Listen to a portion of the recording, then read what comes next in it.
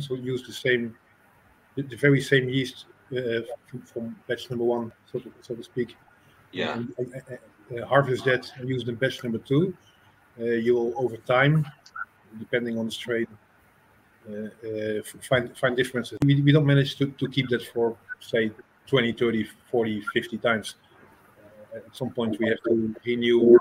So I actually never harvest the yeast from the actual beer we make. I just keep like a separate small starter of beer going all the time. I mean, we have these big 2,200 liter oak tanks behind there, and all the way down to 200 liter barrels, and they contain the cultures that build the flavors of our beers, basically. So we do primary with the Kveik strain, but that's basically our workhorse. That's just to ferment out and get the primary fermentation going.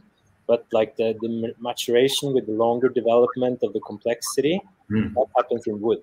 And that's where like the complexity of different yeast and bacteria live together and in opposition to create this certain flavors that you just can't do with a single culture. But I think it's important to mention that single strain is a very common thing to do, and there are also really great single strains out there. But if you take away all the great romance about yeast, you can also look at it as a certain tool. Of course, the more ingredients or the more strains you use, the less predictable your beer will be, or the less